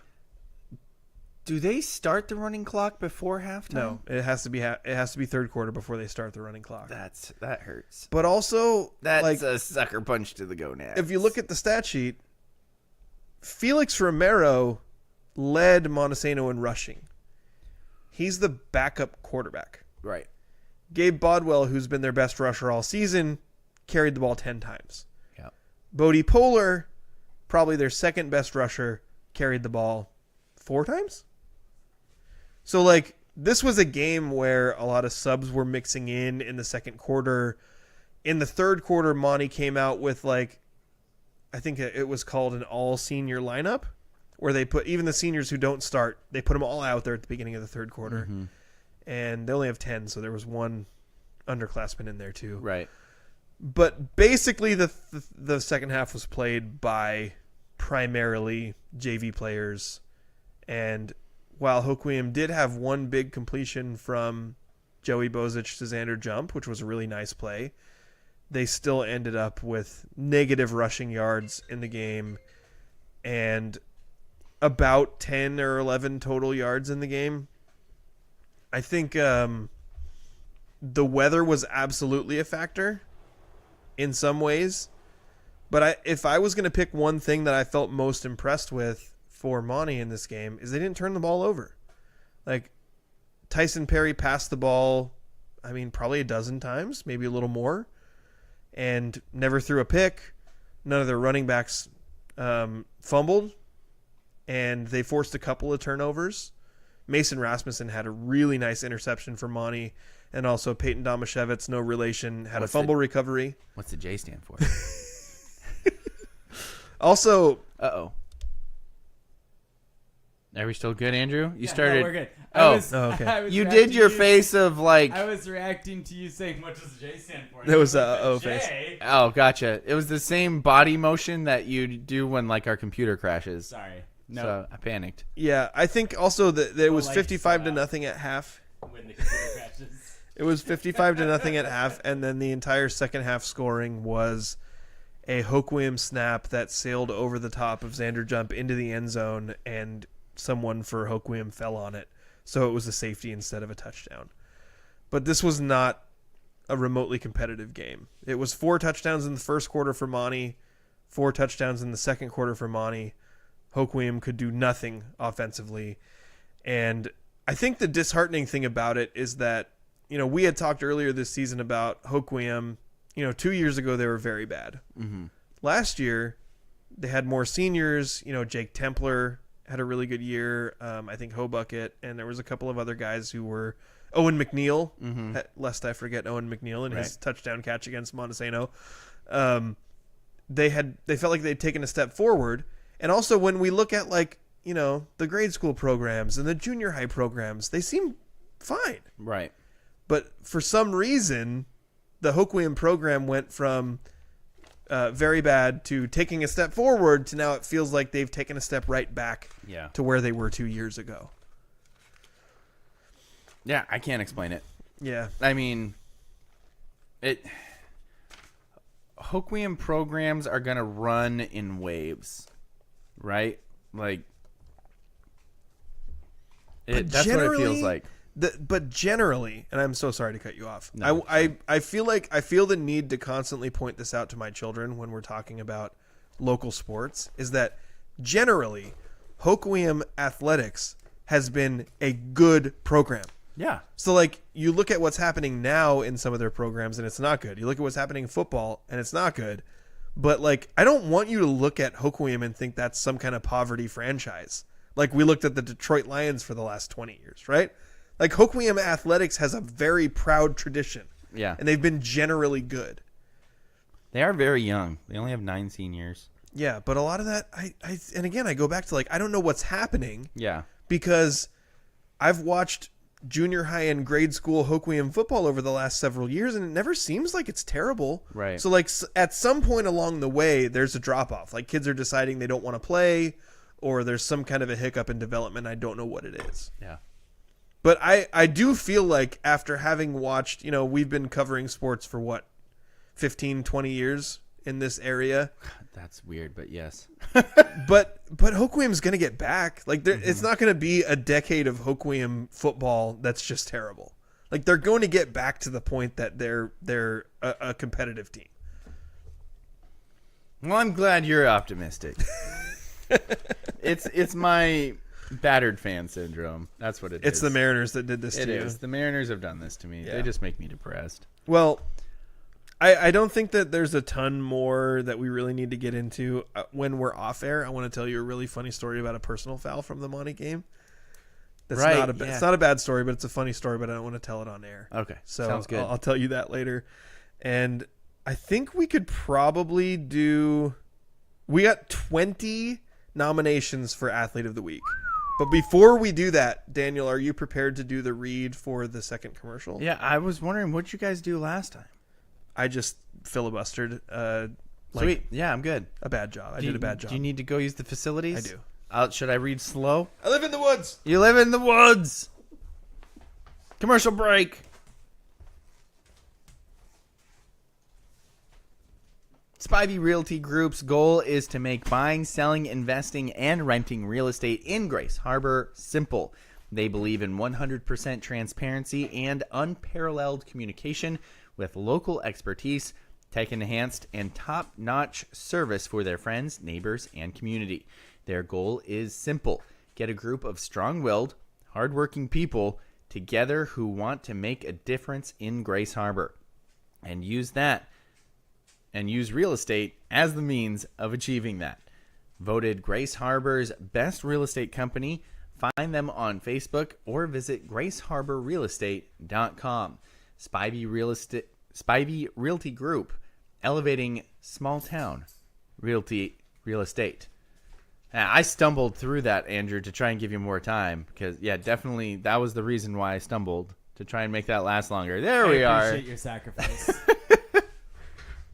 Again, thank you to our sponsors, the Law Office of Jeffrey A. Domashevitz and Spivey Realty Group, for sponsoring our show. Now it is time to discuss the massive amount of Spivey Athlete of the Week nominations. I have no idea how we even get through this many people. Well, we're going to go one by one, and we're going to give them each the attention they deserve. Good. So, I would like to add, I did not include any of these on my own. These are all outside nominations. So every single one of the nominees that are on this list is because someone decided to take the time to either message us or email us or call us or whatever and let us know that, hey, this person did something cool. That's awesome. So Thank you. Keep it up. This is great. This is why we're here. So Gabe Bodwell for Montesano football will start there. Babe Gobwell? Babe Gobwell, who was our Athlete of the Week along with Torrin Kreitz last week for his 4th consecutive 3-touchdown performance. Well, he only had 2 this week. But Gabe, in addition to solid defensive play, had 10 carries for 90 yards and 2 touchdowns for Monty in the big win over Hoquiam. And then another one for Monty football. Bodie Poehler had I think he had 128 yards from scrimmage between rushing and receiving. He had 2 rushing touchdowns and 1 receiving touchdown for Monty football as well. Here's one that I find really compelling is Cody Mikan from PL Willapa Valley football. Now, this was a game that was won 14-12. So at the sloppy conditions at Krogstad Field in Menlo that you're going to have a wet, sloppy game and you're going to need some defense, and it's important, right? So Cody Mikan led the Titans with 12 tackles.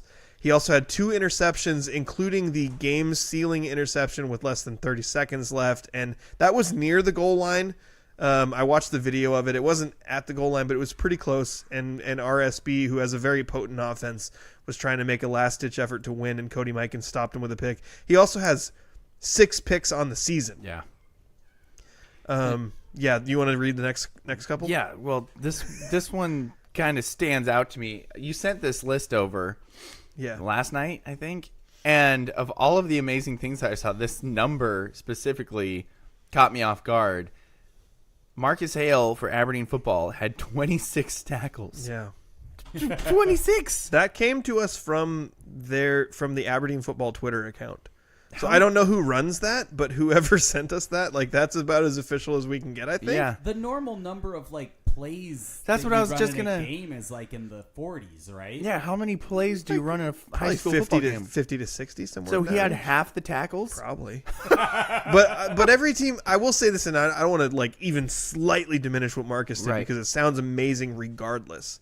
Some teams give you they every single tackle they only acknowledge one person who made the tackle. Mm-hmm. Sometimes they might be like, oh, well, 2 guys are in on the tackle, so we'll give them both a tackle. I don't know how they do it. Right. But regardless of assists, basically. Or half tackle. But regardless of what it is, 26 is a bonkers number. That's a crazy amount of tackles in a game. And he also rushed for almost 80 yards in the game for Aberdeen. So that's a huge one. Marcus Hale. Aiden says that it was a one-man show on defense. Okay. Yeah, it had to have been, man. That's giving me flashbacks to we covered a game with Joel DeBlanco, right? Who now, after playing at University of Cincinnati, also played some preseason NFL and some other pro football.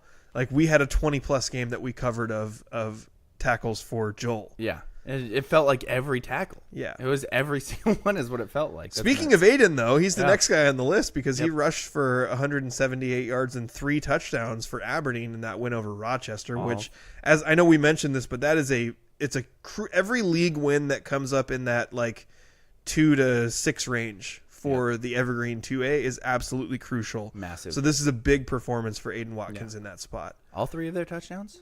Yeah. Right. Yeah.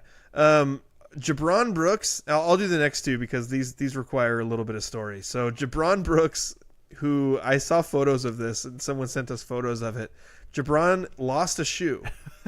Oh no! And that's got to be a big shoe. Yeah, I would imagine so. That's got to be as big as the football. A scoop and score fumble recovery. What? A scoop.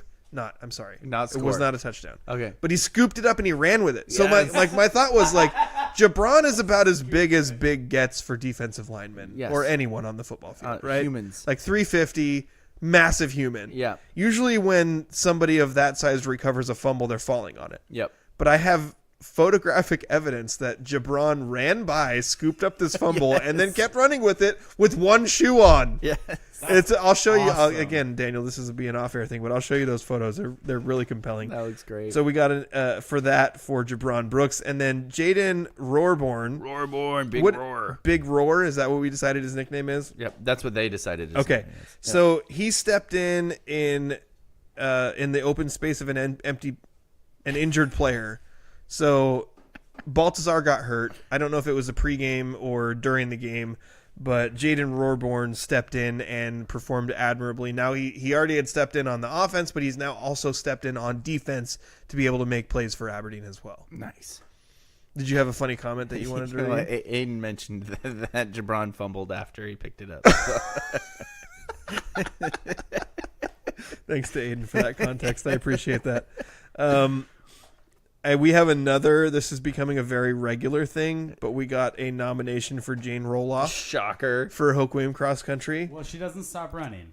She did something really cool. I see her going through the woods. Yeah, I think I just saw her go by too. Really going cross country, more Pretty like amazing. off-road country now. Pretty amazing. She did something really cool, but I don't know what it is. But Jane never stops running. She runs on a treadmill in class while everyone else is at desks learning. She has a treadmill with a stand that she can take notes for everything. Riker Maxfield from Hoquiam Cross Country.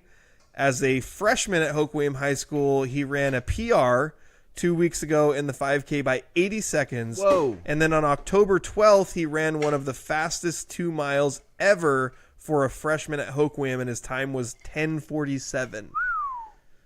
Wow. I mean, I'm really fast, and I couldn't even do that. That's nuts. That's pretty amazing. Sam Roundtree for Montesano Soccer, the junior wing, played almost all game for both games this past week, all but 7 minutes. Yeah, that sounds exhausting. Yeah, and I did get a little clarification, too, on that. A wing, usually you think of a wing as a forward, and I think that the clarification was that Sam plays more of a midfield position. Gotcha. But so that's so much running. Yeah. So having played midfield before, you're constantly moving. Yeah. And like even in soccer, like I know we've had this conversation before where you're not sprinting all the time and a lot of it's jogging, but it's a lot of constant movement. Yep. So if you never come off the field except for 7 minutes in 2 games in a week, that's kind of a lot. Yeah. So congrats to Sam Roundtree for that. Samantha Schweppe from Montesano Cross Country. Now, the nomination that came in said for pushing beyond her limits, and at the last meet, it said, and place of well. I'm not exactly, I copied and pasted. I wondered if there was a typo in there, but I looked it up, and it looked like at the cross-country meet that they were at, Samantha finished in 3rd. Nice. But also, she had a younger sister who might have finished in 1st. What? As a freshman. Dang. But I didn't have clarification on it, and I was only looking at athletic.net, so I don't know for sure about all the results. But Samantha, congratulations, and also Samantha's sister. Yeah. The Schweppe girls, congratulations for what you were able to accomplish. Caleb Guidino. I'll go with Guidino. Hoquiam Middle School cross. Dang, the cross country has found us. Yeah. He has come in first at every meet this season, just dominating. Sounds like we might have another Tiggy on our hands. Tiggy's built different. KJ McCoy. This is a nomination that I received for Hoquiam Middle School. He's the quarterback and team captain of the 7th grade football team for Hoquiam. Their record's 4-1. Their last game is on Monday against Aberdeen. He also plays basketball, baseball, and football. I did get some more information on this one, a little bit more about See, this is where I think with Hoquiam too, like you're looking at their 7th grade team is 4-1. Yeah. So they're competitive. Yeah. So I think that the programs that are feeding into the high school are going to create some good stuff for Hoquiam going forward. Right. So KJ, again, this is KJ McCoy. Apparently he's also been playing up in Tacoma on a football team as well. His coach says he's a great leader, took charge this year, and at practice he leads the warm up for both the 8th and the 7th grade teams. So. The next nominee I find very compelling. This one came in for Andra Nielsen Smith. She competes with the Grays Harbor Grappling Academy. Oh, nice. She is a 42-year-old mother of 2, works a full-time job, and is a loving wife. She's post-neck surgery, and she just took double gold in the largest Brazilian Jiu-Jitsu tournament in the Pacific Northwest. Holy crap! This was her 2nd tournament that she has ever competed in. What? And she has a record of 5 wins and 1 loss, but the 1 loss she avenged in that tournament. That's awesome. It's really cool. Like, you know, and our nominees are usually dominated by like high school kids and youth athletes, but I love the fact that we got a little bit of variety here with this woman who, Andra, who, holy crap, man. Especially like, considering that Daniel was complaining about not being able to continue doing sports later in life. That just happened. Awesome. That happened like 20 minutes ago. Dude, I'm just going to throw this out there. Who knew that motherhood was like the perfect natural training for jiu-jitsu? But when you think about it, it makes sense. You know what? Of all the things that I read there, the thing that stood out to me the most?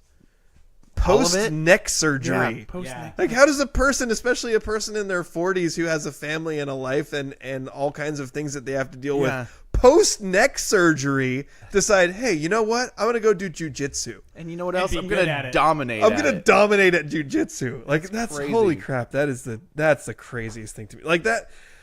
There's so many good nominees. Like, that one is really compelling. That is huge. There are a few more here. These all come out of Grays Harbor Gulls. They had a good weekend. Lots of wins for Grays Harbor Gulls FC.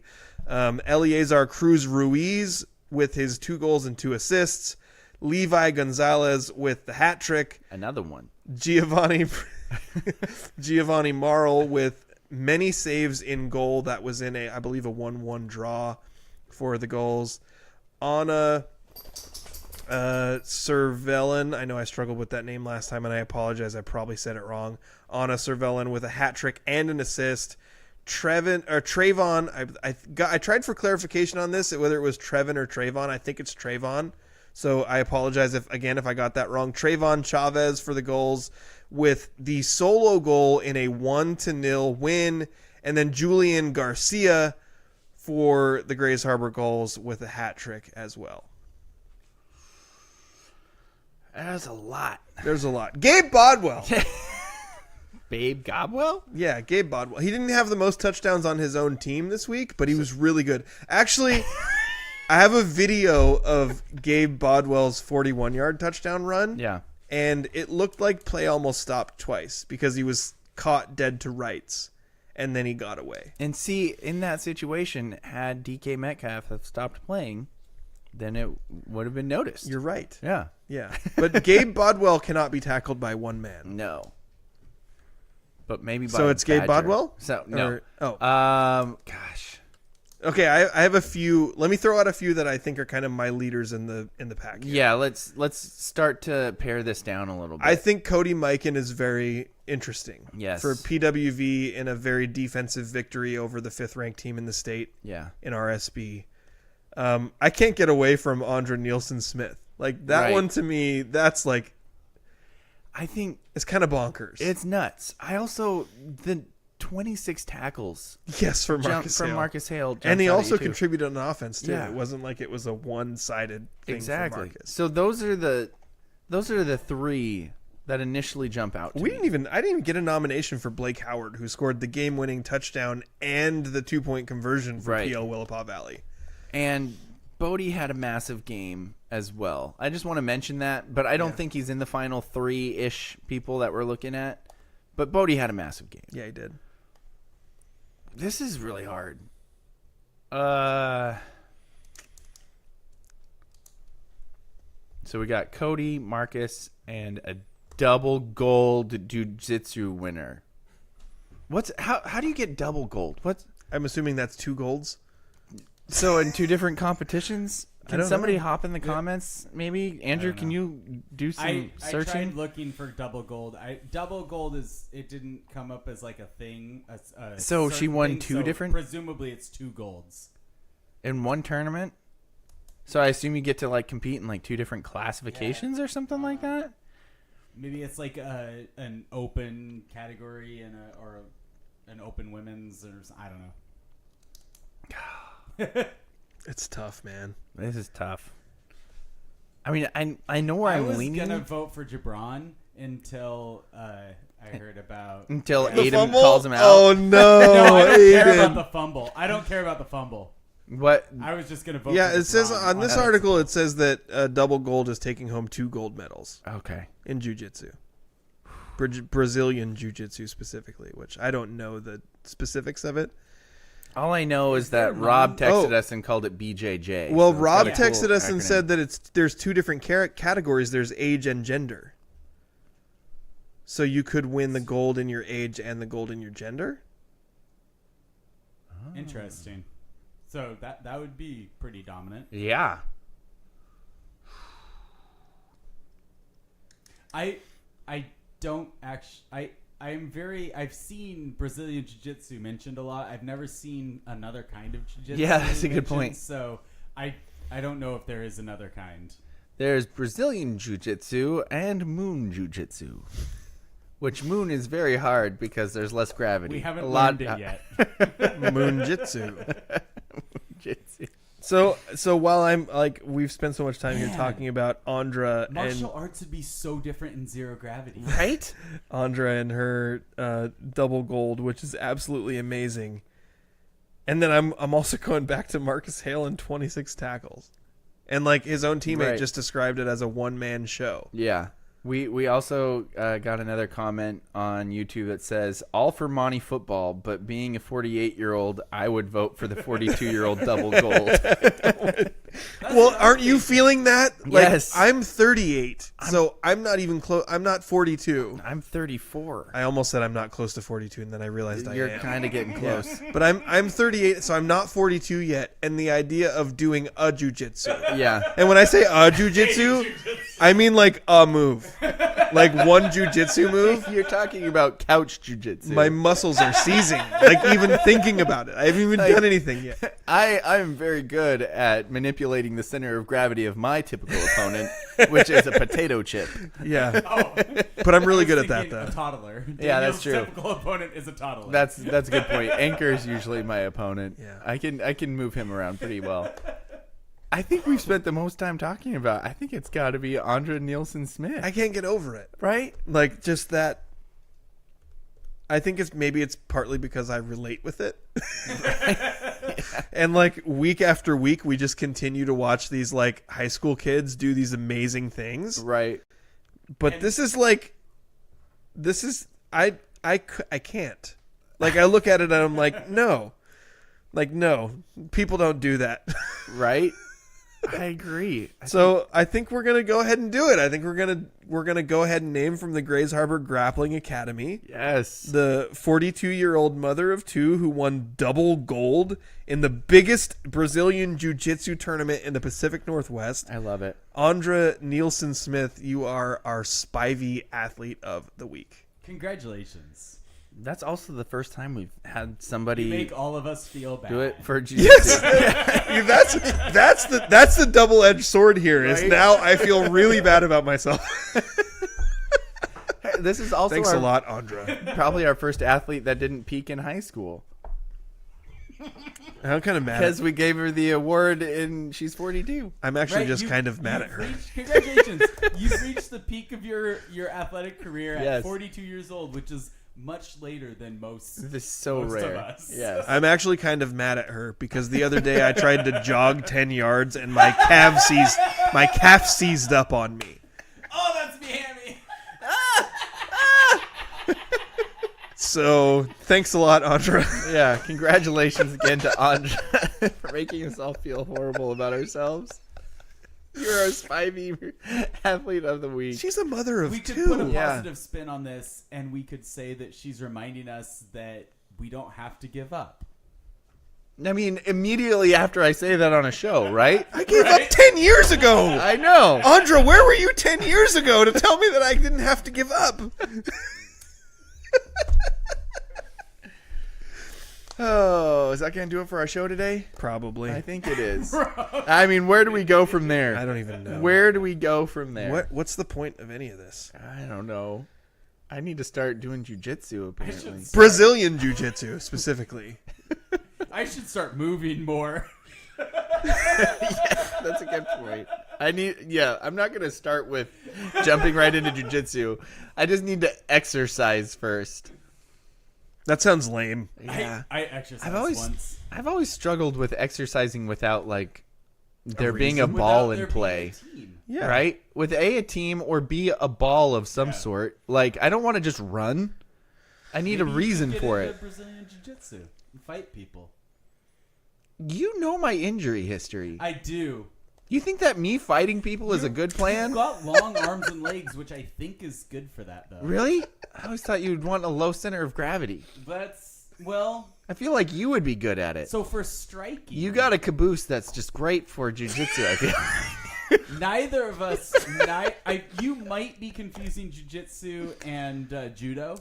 No. Oh, am I? Judo is Wait. more wrestling. Jiu-jitsu is I might think, be. a combination of wrestling. Why do you know that? and I am so. striking. Oh, I think you're so right. I thought Why do I I would. know that? Yeah.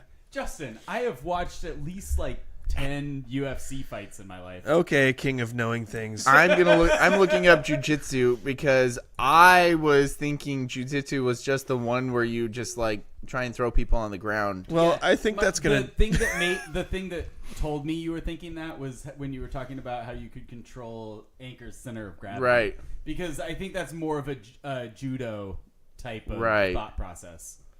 I think that's going to do it for our show today. So for my co-host, Daniel, you think that me fighting anyone is a good idea? Hargrove. For me, yes. It's a good idea for me. And for Justin, what's the J stand for, Damashevich? And for our trusty producer, Andrew, you've got a caboose for jiu-jitsu. Gross. You've been listening to the Scrimmage.